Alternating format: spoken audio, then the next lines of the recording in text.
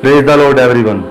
आप सबको मेरी ओर से जय मसीह की। आशा करता हूँ, दुआ करता हूँ कि आप सब लोग अपने घरों में ठीक ठाक होंगे, अच्छे होंगे और ब्लेसड होंगे। सो अजीजों, हम अपने प्रभु परमेश्वर खुदावंद यीशु मसीह का आज के दिन के लिए धन्यवाद करते हैं, शुक्र करते हैं, तारीफ करते हैं और बड़ाई करते हैं। अजीजों, आज एक बार फिर मैं परमेश्वर का वचन लेकर आपके बीच में हाजिर हो गया। मेरे को यह वचन, यह बात आप लोगों के साथ शेयर करना और बांटना बहुत अच्छा लगा। मुझे लगा कि ये बात जो है परमेश्वर के लोगों के साथ की जानी चाहिए और ये बात जो है खुदा के लोगों से शेयर की जानी चाहिए। इसलिए ये बात करने के लिए मैं आज यहाँ आपके पास खड़ा हूं। अजीजों,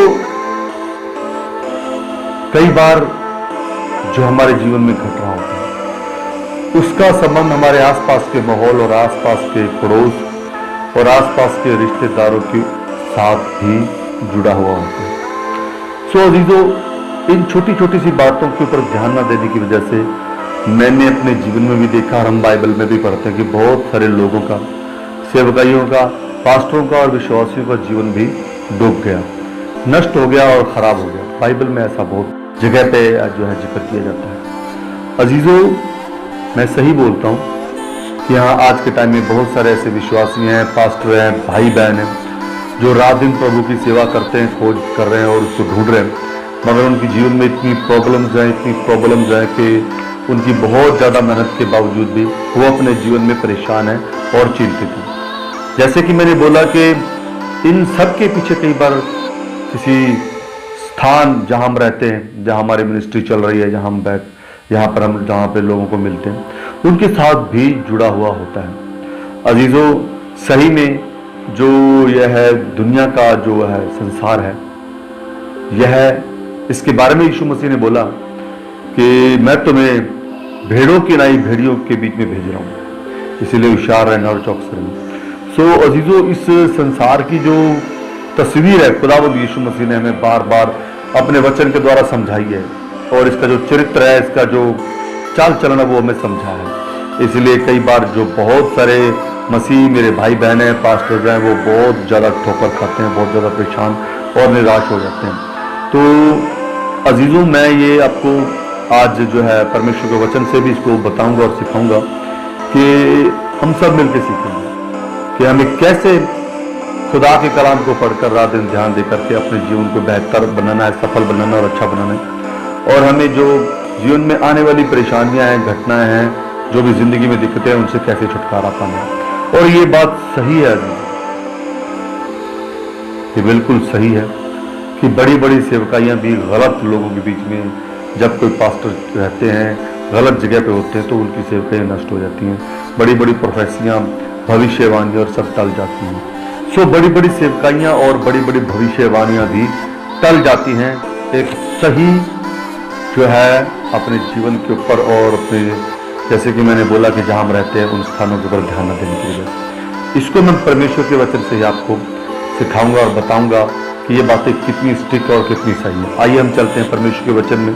यहाँ पे एक कहानी लिखी हुई है, पहला राजा और उसका 13 अध्याय में। ये एक परमेश्वर के जन और परमेश्वर के नबी की एक स्टोरी है जो मैं आपको सुनाने जा रहा हूँ। इसमें साफ साफ लिखा है कि परमेश्वर ने उस जन को अपने सेवकाई के लिए इस्तेमाल किया। तो यहाँ पे खुदावंद ने अपने नबी को भेजा।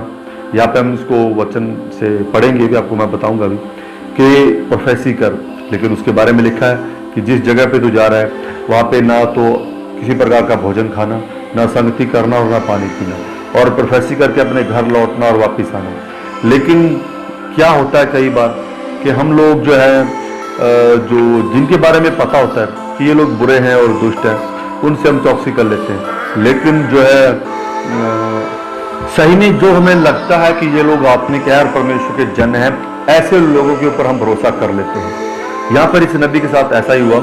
आइए हम इसको परमेश्वर के वचन से पढ़ते हैं। पहला राजा 13 अध्याय और उसके 6 वचन से। तब राजा ने परमेश्वर के जन से कहा, अपने परमेश्वर यहोवा को मना और मेरे लिए प्रार्थना कर कि मेरा हाथ ज्यों का त्यों हो जाए। तब परमेश्वर के जन ने यहोवा को मनाया और राजा का हाथ फिर ज्यों का त्यों हो गया। तब राजा ने परमेश्वर के जन से कहा, मेरे संग चलकर अपना प्राण ठंडा कर और मैं तुझे दान भी दूंगा। परमेश्वर के जन ने राजा से कहा, चाहे तू मुझे अपना आधा घर भी दे तो भी मैं तेरे घर ना चलूंगा, और इस स्थान में मैं ना तो रोटी खाऊंगा और ना पानी पीऊंगा। इसलिए वह उस मार्ग से जिससे बेतेल को गया था ना लौटकर दूसरे मार्ग से चला गया। अजीजों, इस खुदा के जन ने परमेश्वर के वचन को पूरा किया और वैसा ही किया जैसे खुदा ने ठीक ठीक उसे बोला था कि वहां का खाना, भोजन और पानी ना पीना, और जिस मार्ग से तू जाए उस मार्ग से वापस भी ना आना। लेकिन यहाँ एक उसके बाद हम पढ़ते हैं, यह एक बड़ी ही मतलब हैरान कर देने वाली घटना होती है। आइए हम पढ़ते हैं। बेतेल में एक बूढ़ा नबी रहता था और उसके एक बेटे ने आकर उससे उन सब कामों का वर्णन किया जो परमेश्वर के जन ने उस दिन बेतेल में किए थे, और जो बातें उसने राजा से कही थी उनको भी उसने अपने पिता से कह सुनाया। उसके बेटों ने तो यह देखा था कि परमेश्वर का वह जन जो यहूदा से आया था किस मार्ग से चला गया। अतः उनके पिता ने उनसे पूछा कि वह किस मार्ग से चला गया, और उसने अपने बेटों से कहा, मेरे लिए गधे पर काठी बांधो। तब उन्होंने काठी बांधी और वह उस पर चढ़ा, और परमेश्वर के जन के पीछे जाकर उसे एक बांज वृक्ष के नीचे बैठा हुआ पाया, और उससे पूछा, क्या परमेश्वर का जो जन यहूदा से आता है, क्या तू वही है? उसने कहा, हाँ वही हूँ। उसने उससे कहा, मेरे घर चलकर भोजन कर। उसने उससे कहा, मैं ना तो तेरे संग लौट सकता और ना तेरे संग घर में जा सकता हूँ, और ना मैं इस स्थान में तेरे संग रोटी खाऊंगा और ना पानी पीऊंगा, क्योंकि यहोवा के वचन के द्वारा मुझे यह आज्ञा मिली है कि वह वहां ना तो रोटी खाना और ना पानी पीना, और जिस मार्ग से तू जाएगा उससे ना लौटना। उसने कहा, जैसा तू नबी है वैसा ही मैं भी नबी हूं। और मुझसे एक दूत ने यहोवा से वचन पाकर कहा कि उस पुरुष को अपने संग अपने घर लौटा ले आ कि वह रोटी खाए और पानी पिए। यह उसने उसे झूठ कहा। अतः वह उसके संग लौट आया और उसके घर में रोटी खाई और पानी भी पिया। अजीजों, उसने वहां पे आके अपने आप को परमेश्वर का जन, परमेश्वर का नबी, परमेश्वर का दास बताया कि मुझे खुदा ने ये ऐसा बोला है कि मैं तुझे अपने घर में ले जाऊं, खाना खिलाऊं, पानी पिलाऊं और तुझे मैं परमेश्वर के नाम में तेरी सेवा करूं। तो अतः वह उसके संग लौट गया और उसके घर में रोटी खाई और पानी पिया। अजीजों, इस तरह से वह नबी जो परमेश्वर के वचन को मानकर उस देश को, उस रास्ते से नहीं लौटा और वहां का पानी भी नहीं पिया और कुछ खाया भी नहीं, लेकिन अब वह उसके साथ लौट गया, पानी भी पिया और खाना भी खाया। देखिए, इस नबी ने आकर के उसे बताया कि मैं परमेश्वर का जन हूं और मैं भी तेरी तरह सेवा करता हूं और तू मेरे साथ चल। देखिए, बहुत ही हैरान कर देने वाली ये कहानी है। आज के टाइम पे भी ये लोग ऐसा करते हैं। अजीजों, उन्हें नहीं पता होता कि बुरा करने वाले लोग हमारे इतने करीब होते हैं और हमारा भरोसा उनके ऊपर इतना ज्यादा होता है कि वे कुछ भी बोलेंगे तो हम उनके ऊपर भरोसा कर लेंगे।